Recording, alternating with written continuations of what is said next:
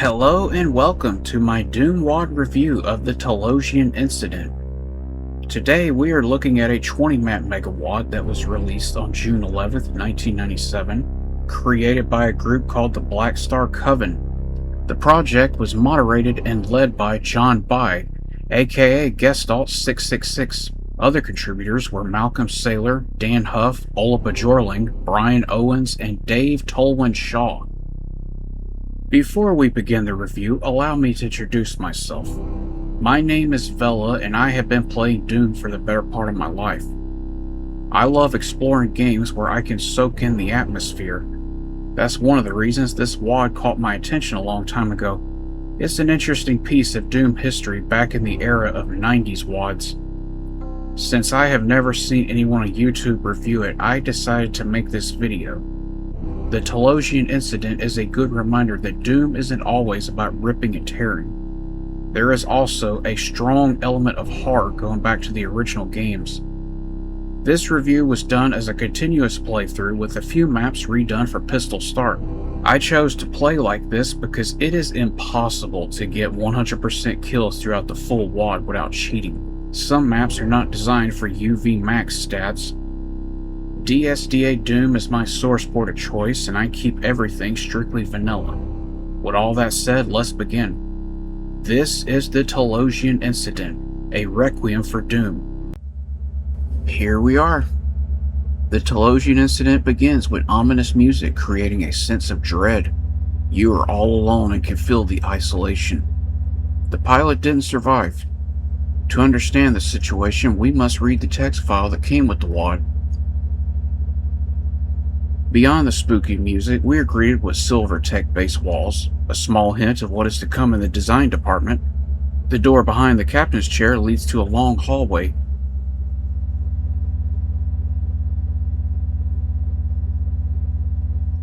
Open this door and you will enter an armory. Pick up your green armor, shotgun, chain gun, and ammo.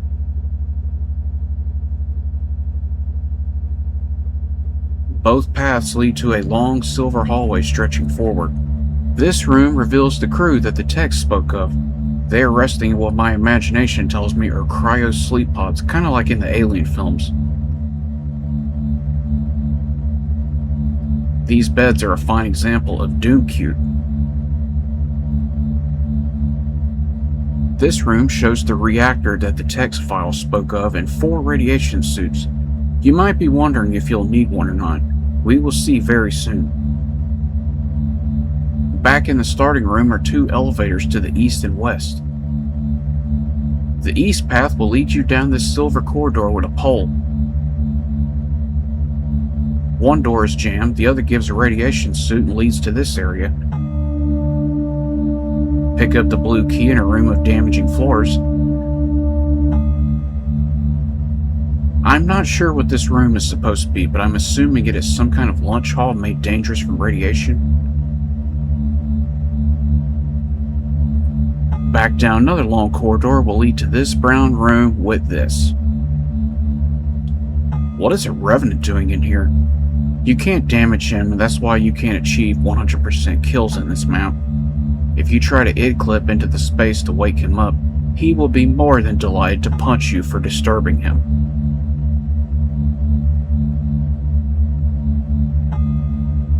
The west path will lead you to this room with 2 cute little beds. Open up this wall and we have the map's only secret area with a chainsaw. Down another long hallway, this time with strange windows. When you open them, you see control panels. I just assumed that this was meant to be some kind of decoration. They do nothing yet, but we will be back here before it's all over. When you're ready to leave, return to the hallway that had the door to the reactor room. Directly across from it is the exit. We suited up with our armor and weapons, now we are ready to step foot onto the planet's surface. As the text file says, something tells you that this planet isn't going to be as dead as the UAC told you. We are officially outside on the rocky Talosian surface. These 3 pinkies are the welcoming committee. Take care of them how you see fit.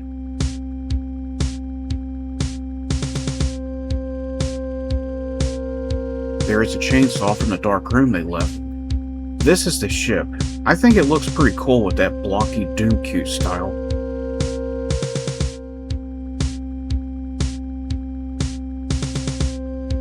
The darkness leads to another open space. Take care of the lost souls and then follow the glowing skulls into another dark corridor. Pick up the backpacks and berserk pack and the lights will come on. A wall falls and you meet another pack of pinkies, imps, and a specter.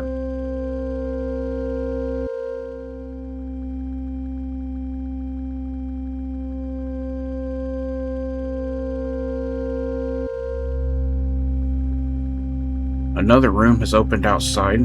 Deal with the imps first, then move towards the blood pillar and it will open to reveal the next area.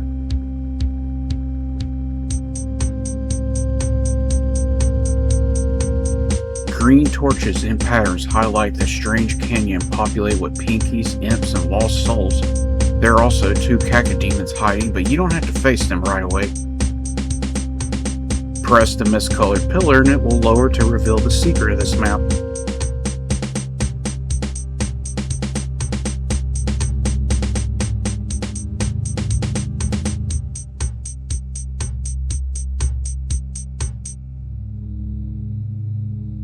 Notice this strange red wall? This will be important soon. This room contains the super shotgun of this map, guarded by a Baron, an imp, and a lost soul. If you play a lot of 90s WADs, you will notice that Barons were used more frequently than Hell Knights back then. Hell Revealed wasn't the only WAD that liked using them. Nowadays, it would likely be a Hell Knight or 2 guarding this room in a trap. Flip this switch and it will lower half of the red rock.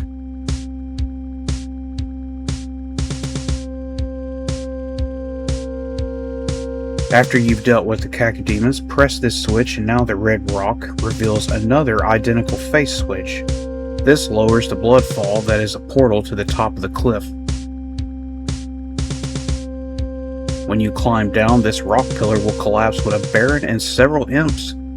You have enough room to move around and cause some infighting for fun. In the corners are 4 shotgun shells in case you need that extra ammo to finish him. Step onto the scaffolding and it will rise. You can look back and see the blood falls in the distance.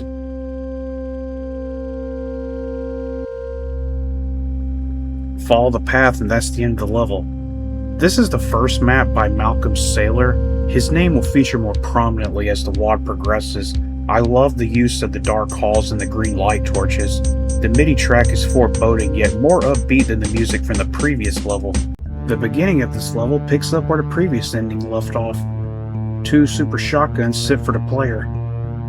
In this huge wide open area we meet imps, a chain gunner, and our first pain elemental. Take care of them and go to the far side and you'll see 2 more super shotguns. I'm guessing that deathmatch was of great importance to this map's design. This strange glowing silver building awaits us, but first go in here and get the secret backpack and plasma gun. For pistol starters, you'll want this. The fort is a linear structure with imps, shotgunners, and chain gunners. When you're ready to play with the glowing building, look for the area with the blinking texture. This is a door that leads to an invisible wall with a chain gunner and imp. Go forward again and you'll enter this secret area with 2 more chain gunners and a revenant. Your reward is the blue key, and if you took a beating from this encounter, a soul sphere is just what the doctor ordered. With the blue key, this map now opens up and becomes non-linear. There are several doors you can take. There's an area outside the building and several doors within. They lead to small corridors and ultimately to this brown hallway with chain gunners hiding in the corners. I like these lamps in the walls that were designed with the yellow key bar textures, very Doom cute. The upside down crosses lead to this giant room with a pillar elevator full of shotgunners, imps, and 2 pain elementals.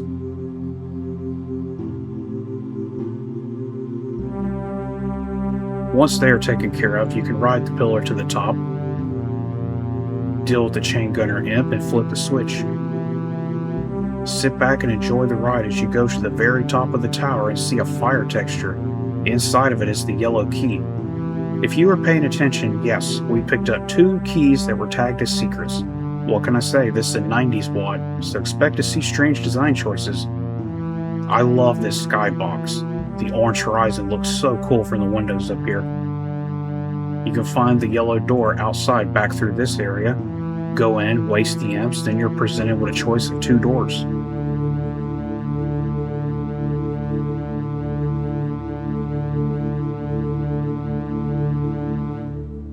Behind the barrels was the hidden red key. Not a secret, but it might as well have been.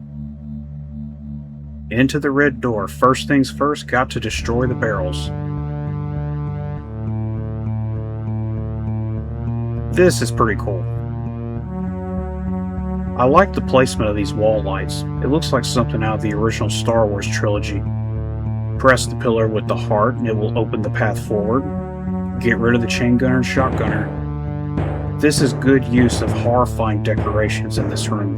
That's something this WAD does well with the vanilla Doom textures combined with John By's ambient music. When you're ready to open the path forward, press the skull candles. This elevator drops to this inverted crucifix with an invisible wall. We have discovered a secret path into some kind of base. Try not to let the imps knock you off the narrow ledge. If you make it across, you enter this long silver hallway. If you're expecting some kind of ambush here, your assumption would be correct. The elevator is a slow descent to the level's exit, and that's the end. This map was the only one created by Dan Huff in this set. Apart from the unmarked doors, invisible walls, and mandatory secrets, I thought it was pretty fun. The main area with the fort looks like it was designed for deathmatch. The MIDI track adds a layer of tension that the combat fails on. It's one of my favorites. One thing Dan Huff don't do that is a staple of John By and Malcolm Saylor's map design is the heavy focus on lighting and shadows. This is the only map in the set that is missing that attention to detail and can be pretty bright. I can imagine many Doom players today are probably turned off by this WAD after dealing with this map so early into the game. Don't worry, it gets better. We have discovered a pathway into a strange alien fortress. We're greeted with a menacing organ playing demonic music that almost sounds like a Castlevania song. The chapel opens brutally for pistol start players with hit scanners waiting for you and imps down below. This giant cavern is mostly a decoration. Behind this door leads to a 4-way section with unmarked key doors.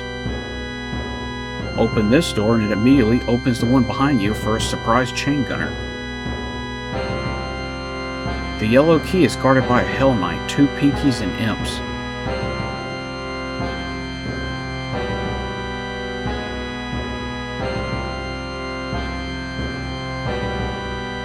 Beyond the yellow key leads into this chapel room where a revenant charges at you from the altar.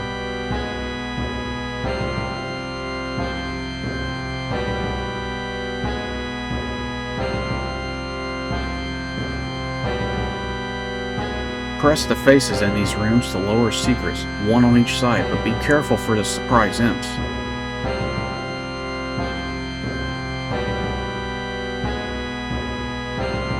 Behind the red key door is the final area with a platoon of hit scanners, and this area with a blood river that looks like it had a bridge that has been lowered to prevent an intruder from entering.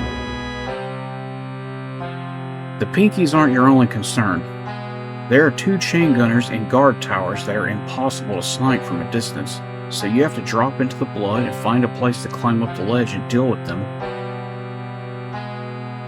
Behind the door leads to the next map.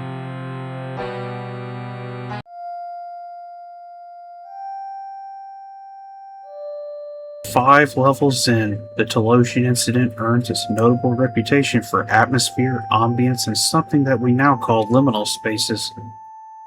This is the infamous fort maze of green and brown textures created by John By. The first time playing this level, you will undoubtedly get lost down the many corridors that all look the same. Similar to the last level, there are unmarked key doors.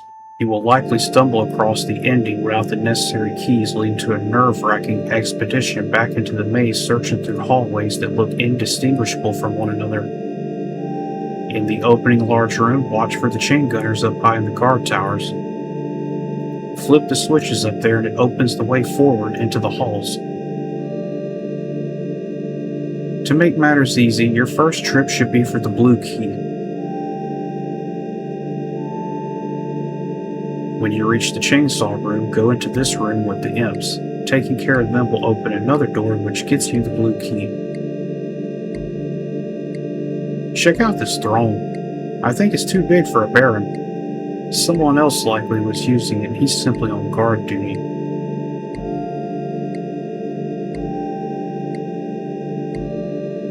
Behind the throne is a secret plasma rifle you might want to pick up. These rooms with the water fountains are mostly decoration pieces, except for this one that opens a surprise arch file.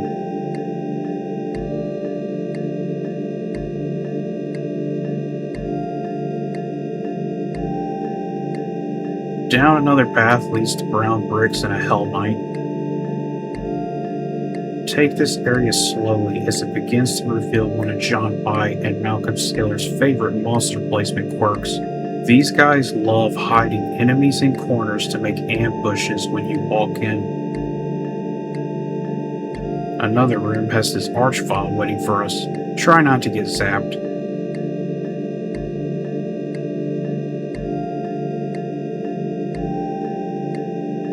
If he did get you, no need to worry. Into this dark room, med kits are hidden in the shadows with shotgunners.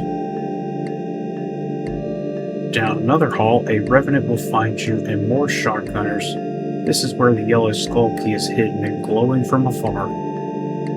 I love this room. Look at these shadows. Combined with the MIDI track, it makes for some nice atmosphere.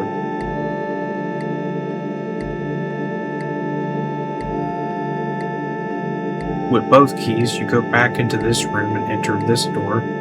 As we step into a tech base area, prepare for an ambush.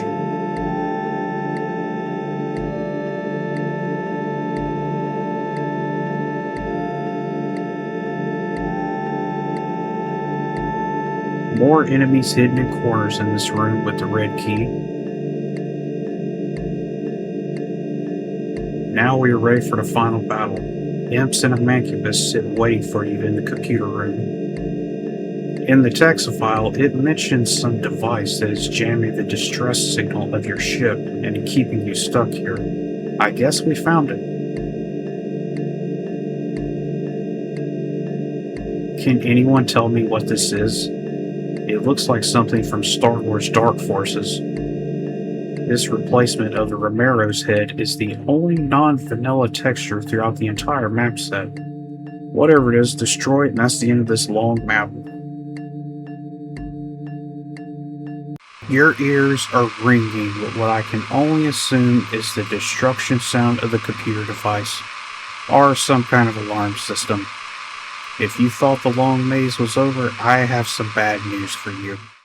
The ringing sounds last a full 4 minutes. The rest of the MIDI is the same one from the previous level. To spare you the pain in the ears, I've cut it down in time and am using the normal MIDI. The Fort 2 is essentially the same level redone with more corridors opening to make up for some that are closed.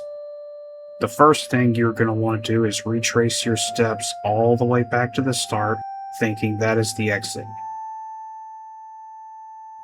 New chain gunners have arrived to station the guard towers and guard the entrance. You don't have to go back there, it's purely optional for 100% kills. Destroying the computer has awakened a whole mob of zombies and demons coming out to protect their fort. In these rooms are corpses of pinkies and specters attacking you like ghosts. The way forward is this room with dead imps. Strangely enough, it is tagged as a secret.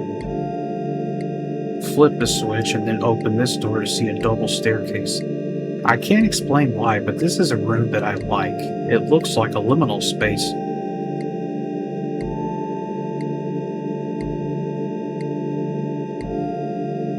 The door to the right opens up to a new path, and try to remember it because the blue key door is right there.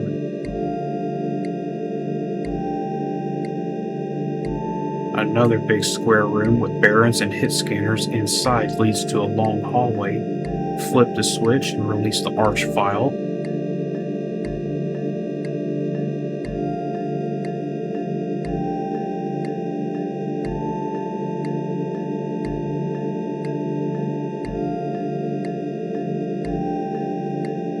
This map works much like the previous fort level. It's a key hunt through long corridors and big square rooms.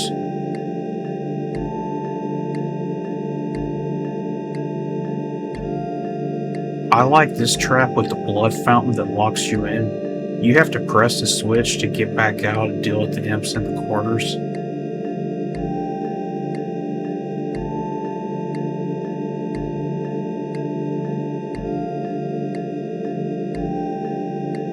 If you find the yellow key before the blue key, you can't exit. This door can only be opened by a switch behind the blue door. Where is the blue door? All the way back here in the liminal space.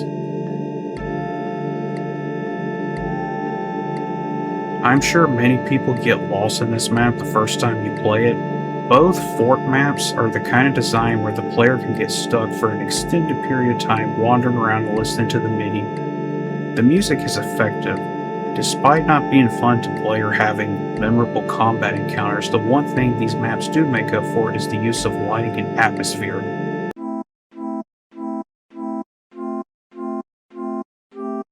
Malcolm Sailor returns with his most ambitious map yet. At the start, you can go down and pick up the shotgun in green armor. The super shotgun sits on this pedestal. There are specters below that will prevent you from leaping forward. But even after getting rid of them, I was able to make the jump to the SSG. Oh well, I'm not the best Doom player in the world, and I'm not ashamed to admit that. The MIDI track is one of the few upbeat songs, taking a different tone from the moody music of the past two levels. These hallways with pillars are much the same, equaling one another in perfect symmetry and following the design cues of John By from the previous levels.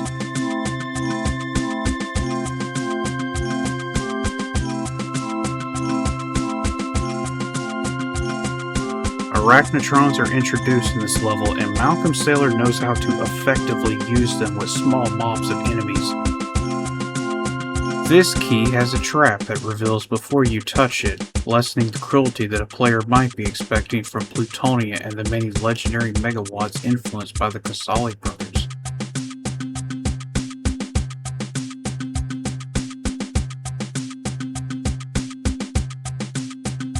A trademark of classic Doom WADs was to make Map 7 a dead simple replacement. This one is no exception. Malcolm saves the final room to pay homage to the classic map. You can enter from all four sides to deal with the Mancubi mob. The addition of Hell Knights makes me think of Doom 64 more so.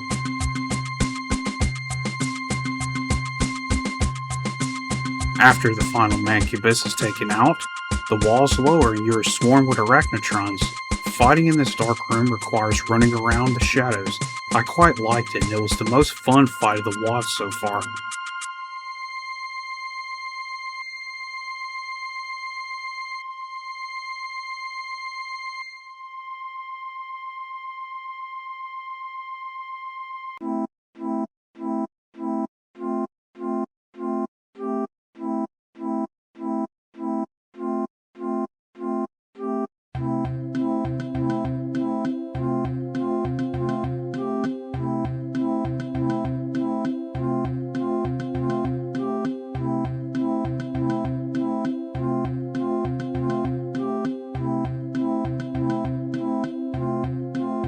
In the original Doom 2, there was a glitch in Map 7 where if you killed the final two Arachnotrons simultaneously, it would not form the staircase required to exit. That same glitch happened to me here in my playthrough. I didn't mind it, as it gave me another chance to play the fight yet again.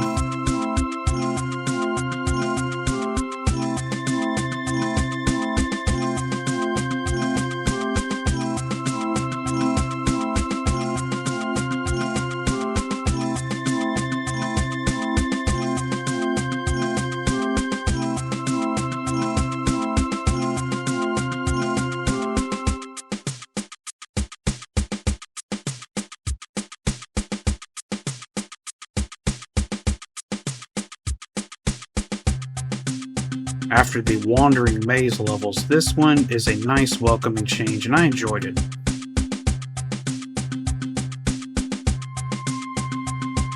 Not to be confused by the Doom 2 map called Focus, another level by John By, this time with a helping hand from Ola Bajorling, his only map in this WAD.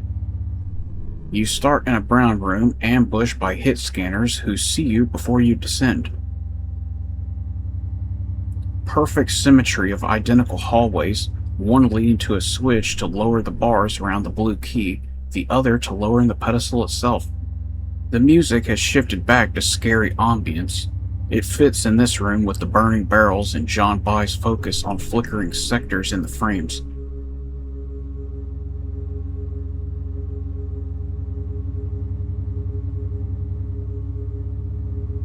Fight your way through this brown room with a teleporter in the middle. Nice set piece. I like how it appears from a distance, matching the brown aesthetic. The teleporter leads to a room that reminds me of something you would see in Quake. An archvile stands on an island with lava below. Some walls for cover give me the impression that in a Quake map you would expect to see a shambler here. A few imps will interrupt you from fighting him.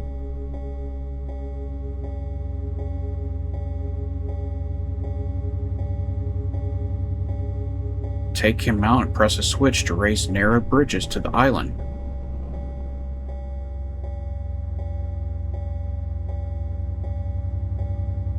Touching the center of the island will lower walls for shotgunners to come out and play. Behind the face textures in the four corners are chain gunners that you cannot see. If you run right into this room, they'll likely tear you up.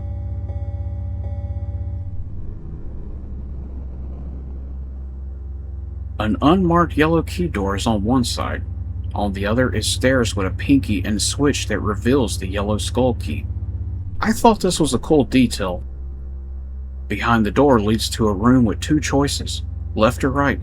Doesn't matter. Identical stairs lead down to a large room with two Hell Knights, a Baron, and a bunch of zombie men. This is a funny room because it's arranged in a way that you can let the Hell Knights and Baron create jibs out of these zombies. I messed around here just for that reason alone.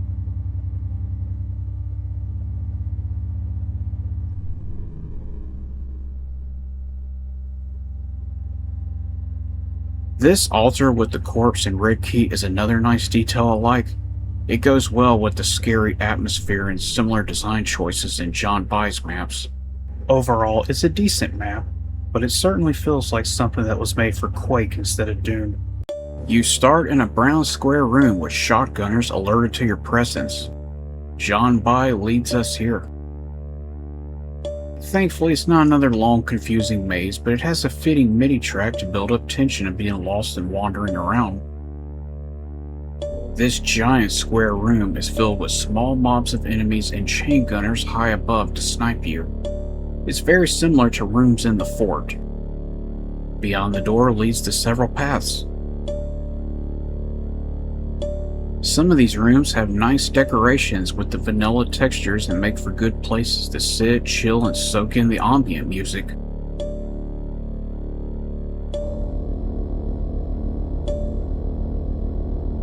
When you're ready to progress, go in every room and press all the switches. Where the chain gunners were up high have alcoves that are tagged secrets.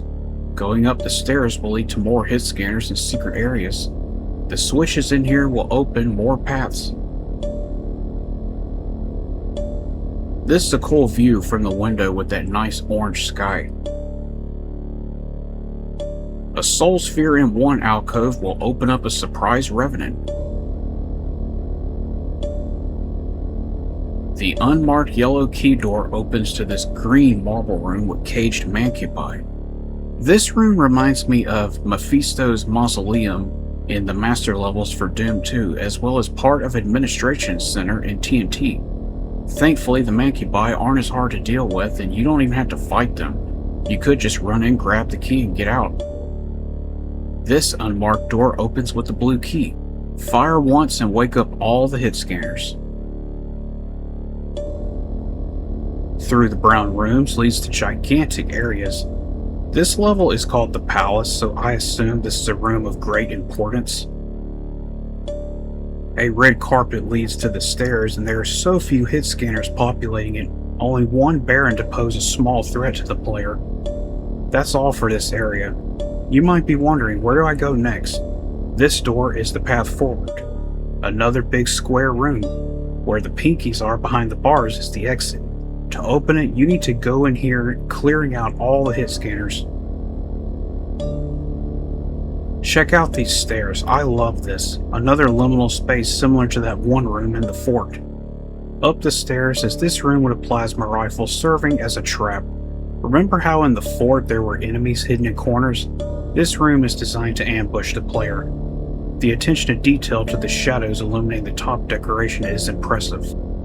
Retracing your steps will open a monster closet with 2 chain gunners and a shotgun guy. This room will open the bars forward, go in, check the corners, no enemies, just 2 chain gunners and a shotgunner staring at controls. Not much of a threat. Down the pit ends the level. The palace isn't frustrating like the fort levels can be. It has nice atmosphere and good decorations. The combat encounters are nothing to remember. We start in a small supply depot at this silver tech base. Killing the imp will wake up Hell Knights who have window access to you. The forward room has a revenant waiting to surprise you.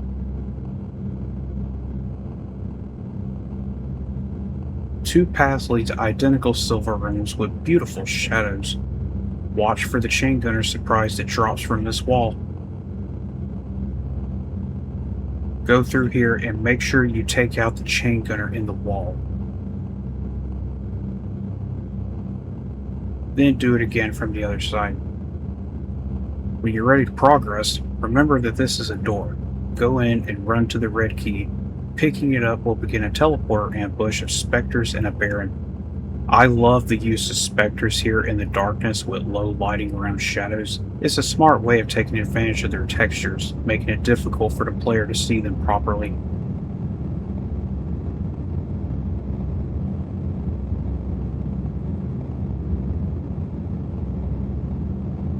With the red key, we can finally deal with those pesky Hell Knights on both sides.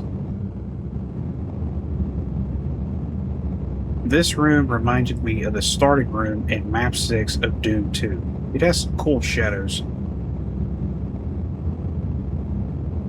The path forward leads into what I can only assume is some kind of demonic factory. The pinkies block the path forward. Downstairs is an arachnotron and specters.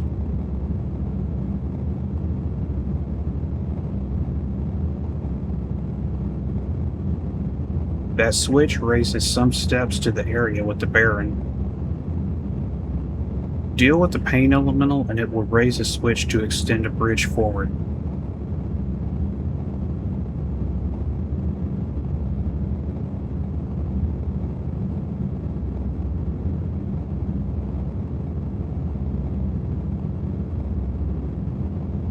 These blinking lights and textures combined with the music give an unsettling feeling. Where are we?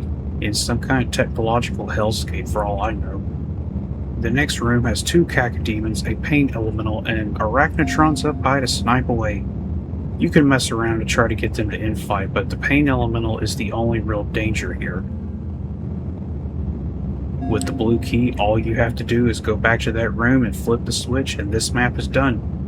Hardware is one of my favorite Talosian maps. The combat encounters are fun and makes good use of close quarters combat fighting. All credit to Malcolm Saylor. Your eardrums are screeching in what I believe is the worst MIDI track of this WAD.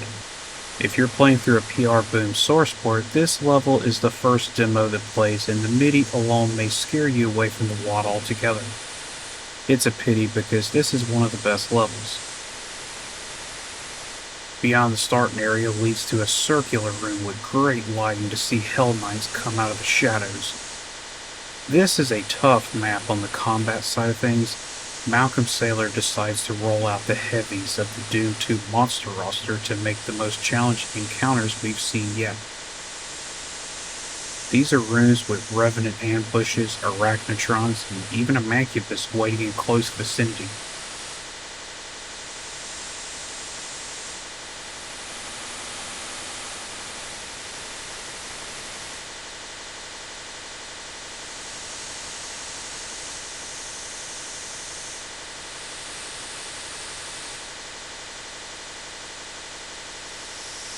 The red key door is unmarked. Huge shock.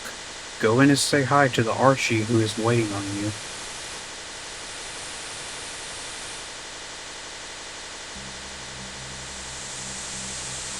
After you take care of him, 2 stairs lead to different sides.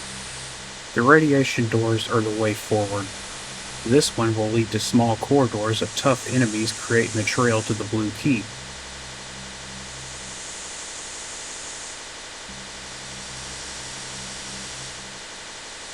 Watch out for the Revenant waiting for you in this room. With the blue key, you can open the other radiation door. Inside is one of the coolest areas of this level, but the hardest fight. 2 Arachnotrons, a chain gunner, an archvile, and what you can't see down below are even more chain gunners.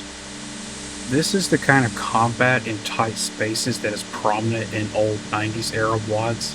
It reminds me a bit of what you come to expect from playing Requiem so many times over.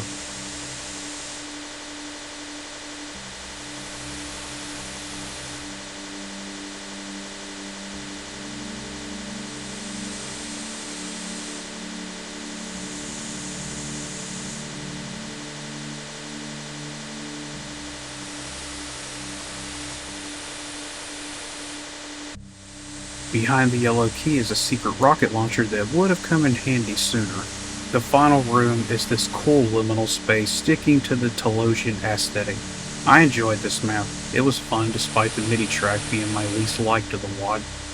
The title is a Star Trek reference for the people like me who didn't immediately realize the name Talosian was also from the legendary show. This map was designed by Patrick Martin, is only one of the WAD, and it is a rough tech base full of hit scanners, tougher enemies, and some nice aesthetics. When you fire into this central room, you will wake up a swarm of cacodemons to rise out of this pit. They are only but a taste of the real pain that is coming up later on in this map. I like the attention to detail with the glowing lights around the pit. What is this supposed to be? I guess it is some kind of power reactor, and the computer we destroyed back in the fort has weakened it. Be warned that many of the rooms in this map look similar, and it could turn into a maze running around not knowing where to go. Some nice shadows here on this alcove highlighting the corners and door frame. I love these green radiation fountains. Charming simplicity done right. Into this room of flickering lights is a soul sphere luring the player into a deadly trap. As soon as you pick it up, 2 Revenants spawn, 1 on each side to box you in. In the blue key room, chain gunners have spawned outside, but there is a bigger threat with more warping in for an ambush directly behind you. The blue key room is a chain gun armory stocked to the brim with ammo.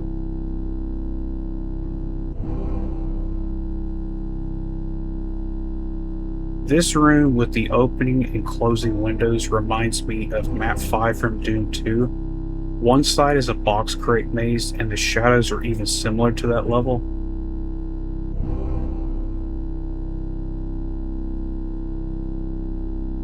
Behind the crates leads to the super shotgun and green armor. You can tackle this room early without needing a key, so keep that in mind if you're playing from a pistol start. After you get the blue key, you will hear an archvile taunting you over the ambient MIDI track. He hasn't spawned anywhere yet, so don't waste your time going around the maze searching for him like I did. In order to get the red key, you must shoot or damage this door to open it. This is a bit cryptic and the most frustrating part of the level. In the beginning of the level, you may have noticed that I shot a switch from a window and it opened another door. That's the only hint you get for this.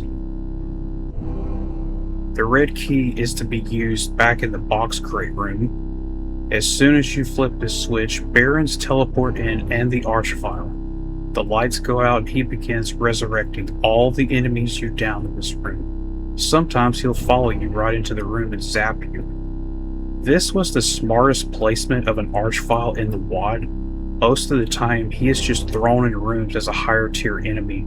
Here, he can inflict serious pain to the player, and the darkness makes it all the more scary to go back and take out the resurrected imps and shotgunners. The red door opens in darkness with an arrow light pointing forward. This way it is. Vulcan is a decent map, the only one made by Patrick Martin. Despite borrowing from a Doom 2 map, it has some interesting encounters, and the combat picks up to a more challenging level with its teleporter ambushes. The final fight with Archvile is one of my favorites of the whole map set. If the title didn't scare you, maybe this dark lighting will, or maybe the music. For pistol start players, the rocket launcher is all you get. Down below is one soul sphere, a small hint that something wicked is coming. There are 2 green armors and a few boxes of rockets in corners. Crossing this area will make the walls on both sides lower, each containing 3 revenants, an arachnotron, and an archvile. There are only 10 monsters to deal with in this room, but the selection makes this the hardest fight of the WAD so far. If you're beginning from a pistol start, you're stuck only with the rocket launcher to deal with them, and you might run out of ammo. Infighting is your friend. Inside one of the monster closets is a berserk pack that you will most likely need. The other has the blue key. This encounter is tough, but also very fun.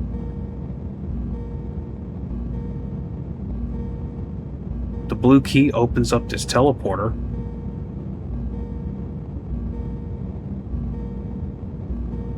The final enemies are chain gunners that can be taken care of from a safe distance.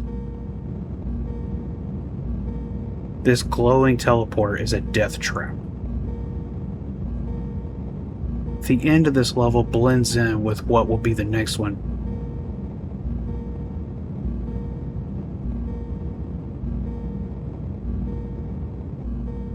So far, this was the hardest map of the set. Credit to Malcolm Saylor for managing to create such a difficult scenario with only 10 monsters, and also making it a fun experience. That's Bobby Prince music we hear. No MIDI replacement on map 14 gives us a more laid-back and chill track from the original Doom music master. Similar to other maps, the super shotgun is waiting for you right at the start. The opening room is nothing intimidating. Watch for the placement of imps around these towers hiding in the shadows.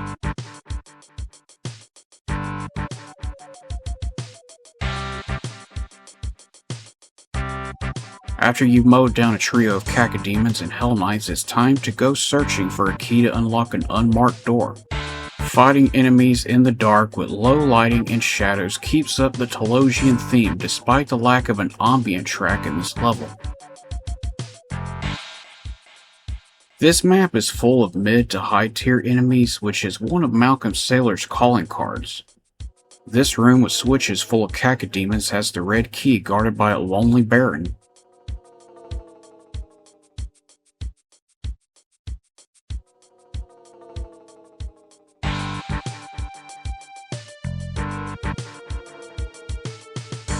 There's something about this level that reminds me of map 23 from Doom 2.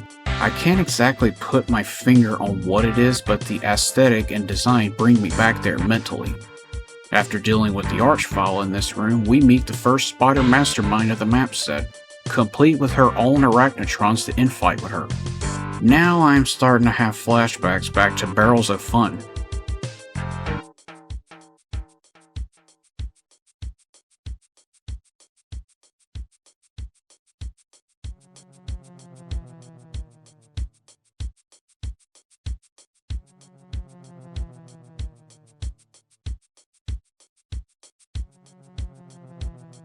The funny thing is, you don't even have to bother with this fight. You can run right past her to the exit and call it a day if you want to. A filler map by today's standards. We have risen from beneath the planet's surface and are back in Talosian tech-based territory. The new MIDI track is a warning to the danger that lays ahead. I like this little starting area room. The orange skybox is faded to a glowing red that looks all the more cooler. Talosian architecture is back to that sleek silver design. This is a tough map full of cramped corridors, big fights, and little details.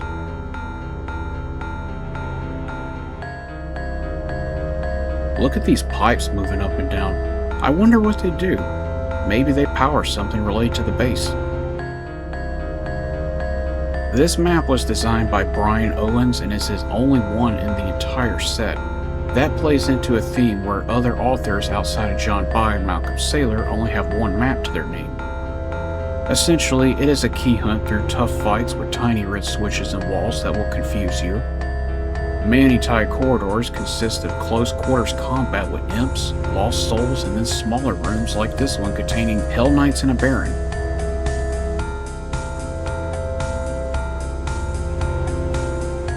I like this trap in the silver room where the lights go out and you're swarmed by imps.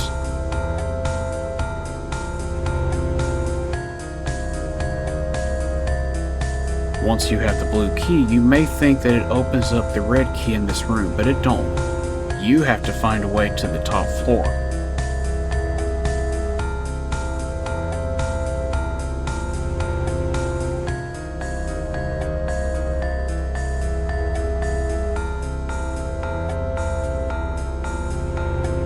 That switch will lower the elevator on the opposite side. Want to see how you get the red key? Watch this.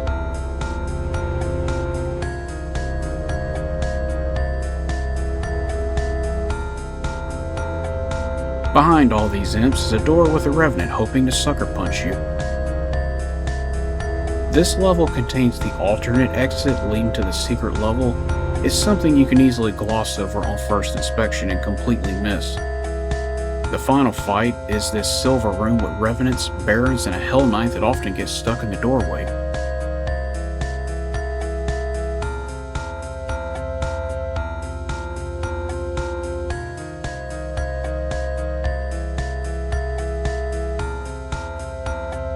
After all of that, an archvile awaits in the normal exit.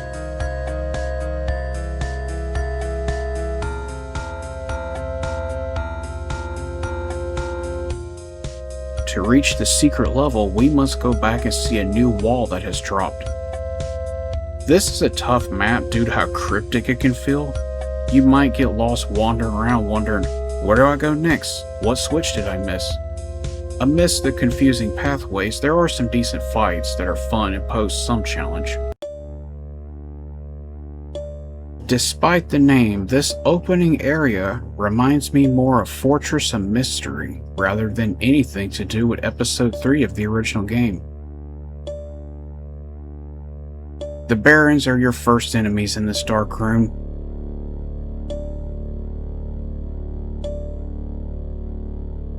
After them opens up to this bigger room where you can hear an archvile somewhere.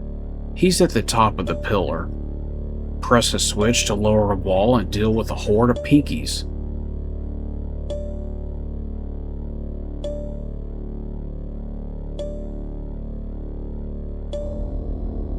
Step in there and a switch will raise, and now you have to repeat the process 2 more times.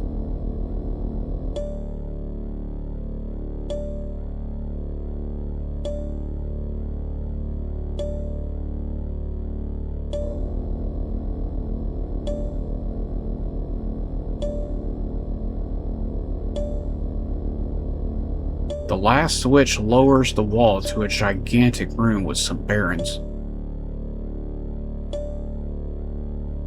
Press that switch and say hello to the first Talosian cyber demon. It's funny to think that we went this far into the WAD and only now in the secret level did we finally see a cyber demon. Where have they been all this time? We haven't picked up a BFG yet either, 15 levels in. You can get the barons to infight with the cyber demon and then fight the big guy yourself. It is fitting that we fight him in the dark given how this WAD is designed.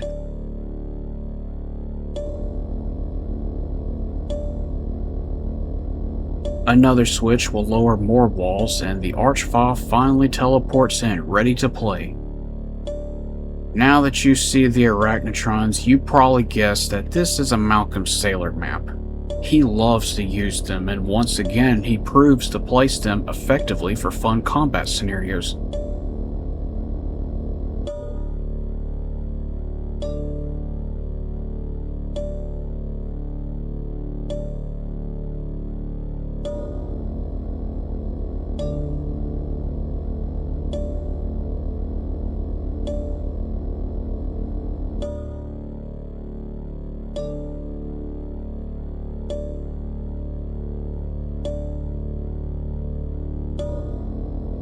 After all this, you can go to the normal exit that will warp you to map 16, but we're not done here yet. Press this wall to lower a switch. This last area of the level pays tribute to map 18 from Doom 2 with the blood fountain wall decorations matching the red glowing floor. It's much smaller than the maze in the courtyard. Malcolm Saylor seems to have been heavily influenced by Sandy Peterson. So many of his maps pay tribute. This portal will take you to another room where a switch gets you one step closer to the secret exit. Pressing this wall does nothing despite it saying exit. Go back out and a Baron is in the lowered alcove. This switch also is not the exit. We must go back and retrace our steps and finally take the secret exit.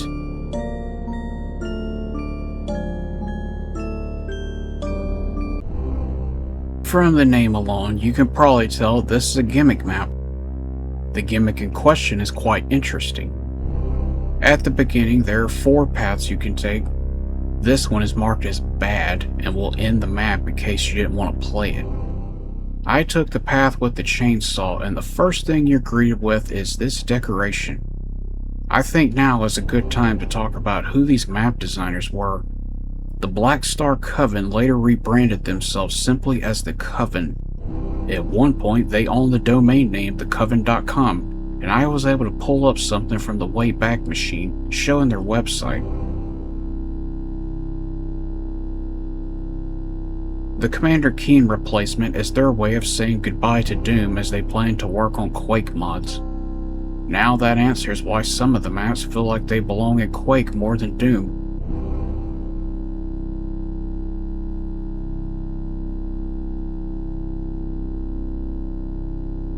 Take care of the Revenants and enter this area to see hordes of imps teleporting in. Down below is a teleporter with a white side. That will take you to the top. Have fun circle strafing as you mow down imps with the super shotgun. This is the largest count of monsters you're going to face in the WAD, and it happens in a secret level. There are a total of 133 imps that teleport in here. When you're done, just sit back, look at the carnage you've left behind, and fire a victory shot. The next path has another hanging marine with the Quake logo.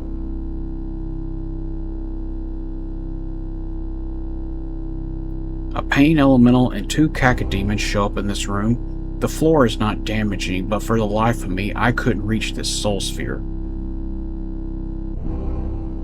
Be careful in this room, another Hell Knight spawns right behind you. In the other room, you can hear Malcolm Saylor's favorite monsters stomping into the floor. Arachnotrons are waiting.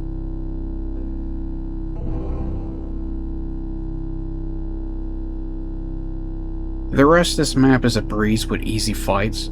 The gimmick is interesting, but it's taken further than a handful of rooms. I do like the final room with the exit portal. This is another cool area that fits the Talosian aesthetic.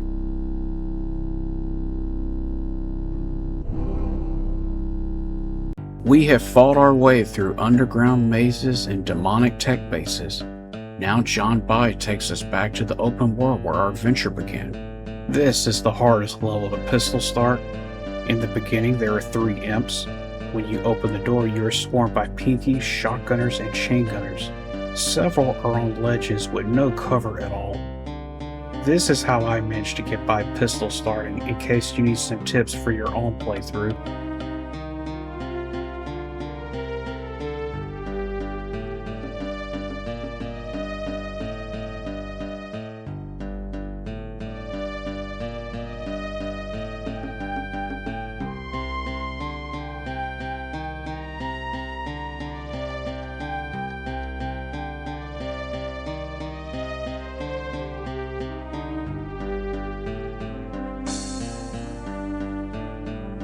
There are 2 paths to choose from.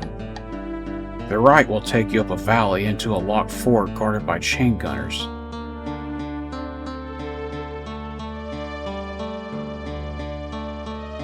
the left will lead to this area with a secret door. An arch file is inside and a hoard of ammo to prepare a pistol start player.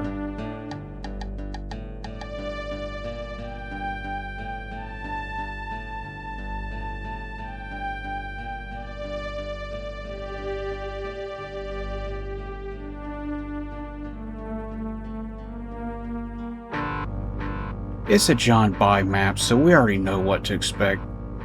Beyond this door are a bunch of square rooms with a few enemies. You need the yellow key to progress to the top and enter this marble room. I do love this area with the shadow cast over the decorations up top. No matter what you might think of the lackluster combat, John By always has this great attention to detail with lighting, shadows, and atmosphere. Speaking of atmosphere, this is the one track in the set that he did not compose. What you are hearing was written by David Tolwyn Shaw. It sounds like a MIDI from Memento Mori 2, and it blends in well with the music John By composed.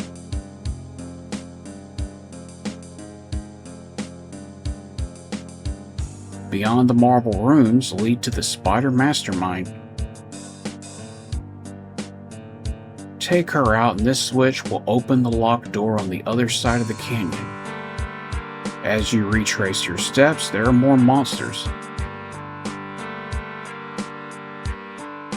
Pinkies roam down the valley with Hell Knights.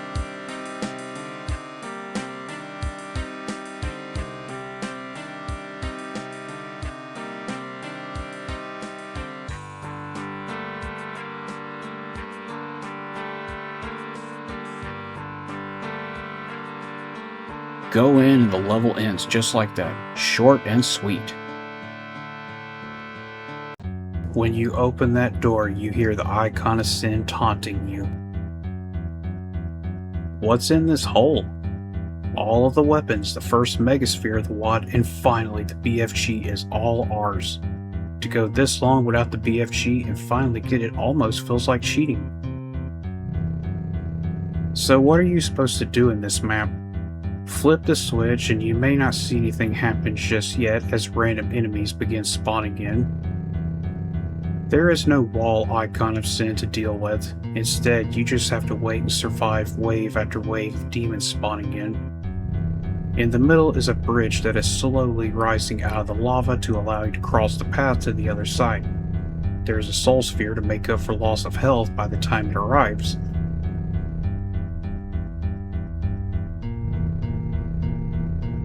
You could theoretically jump down on it. You might just be a sitting duck here. It's a roll of the dice of an archvile spawn or pain elementals that make this situation more dicey.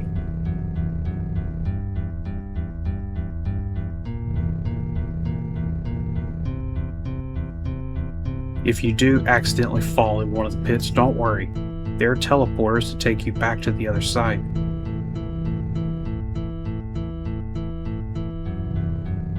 When the bridge finally raises and you cross the path, one of the walls lowers with a megasphere waiting. Were you wondering where all the cyber demons were in this WAD? Here they are. 13 total cyber demons waiting by your ship.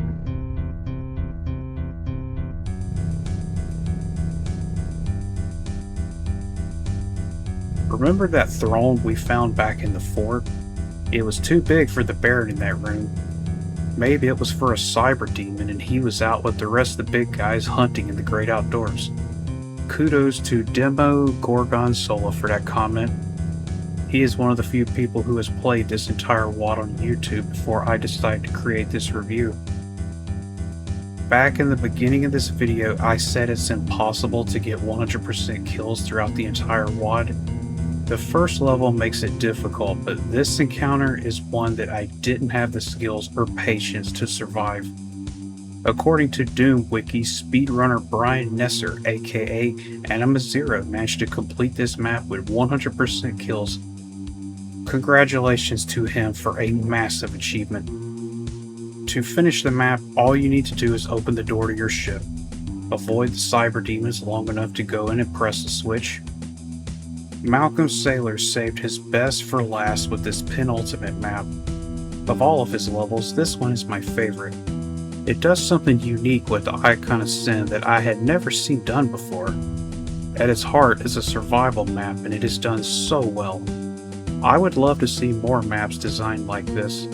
I had so much fun with this level that I haven't even talked about the MIDI track yet. John Bai's music creates tension, making you feel as if a timer is ticking down as you impatiently wait for the bridge to raise. We are back where it all began. Our ship is now overrun with demons.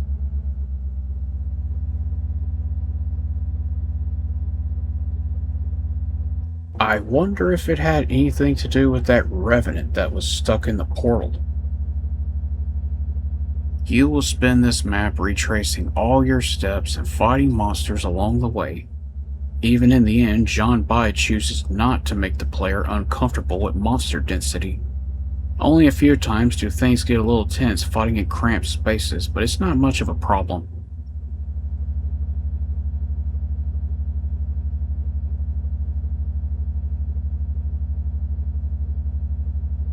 All of your comrades previously frozen in pods have been slain.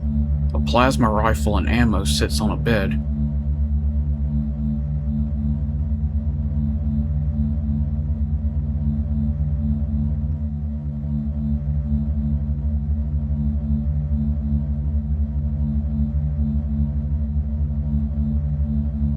The hallways with the windows are essentially here.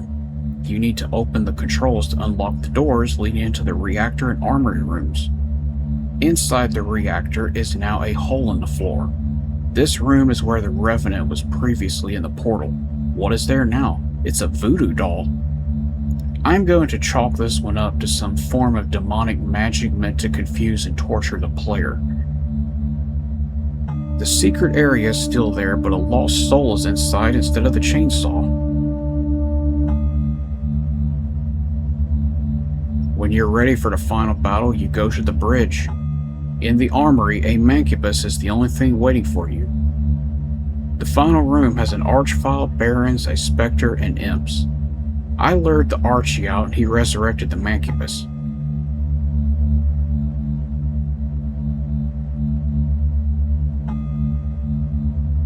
This final fight is anticlimactic, but that is to be expected at this point.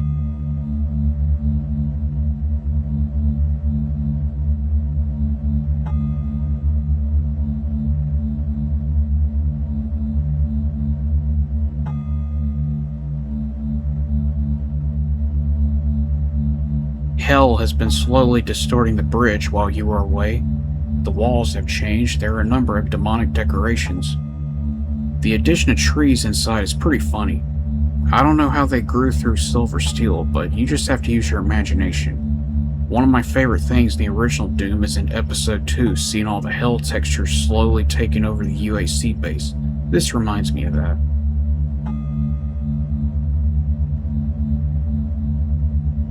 You may be confused, wondering where the exit is.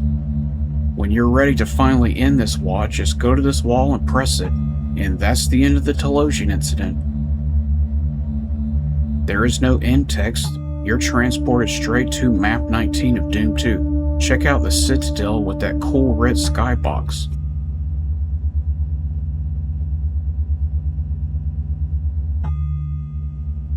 So that's it. A 29-year-old WAD that finished in the 6th place of the top 10 best WADs of 1997. I think the Talosian Incident is a cool gem among the treasure halls of Doom history. It's not a classic like some of the more notable WADs of this era, but that don't take away from it. My favorite maps were designed by Malcolm Saylor. He and John Bai created the bulk of these maps, both adding up to 17 of the 20 total. I give big credit to John Bai for his atmospheric music. That is the main thing this WAD is remembered for. He knows how to create dreary, unsettling moods. Of them all, The Great Outdoors is my favorite level. Hardware would be my second pick. I generally enjoyed all the levels Malcolm Saylor had to offer. Maps 3 and 5 have my favorite MIDI tracks. So who were these guys as members of Black Star Coven? Malcolm Saylor made other maps for Doom, The chords series were notable single levels that I might review in the future. I wonder if they contain a healthy supply of arachnotrons. John By was interviewed by Doom World for the 5 years of Doom anniversary. In this interview, he talks about running Planet Quake and his time spent making Doom maps. He mentions someone named Misha, who helped come up with the original idea and story for the Talosian Incident. Who was Misha? T. Elliott Cannon, who was a prominent figure in the development of Unreal. John By was almost sure that the story he gave him was the original idea for Unreal. He has since built a huge resume as a game developer. I would love to review some of his old maps. Should you play the Talosian Incident? That is ultimately up to you. If you like a taste of strong, moody atmosphere in your brew of doom, you might like it. Thank you for watching.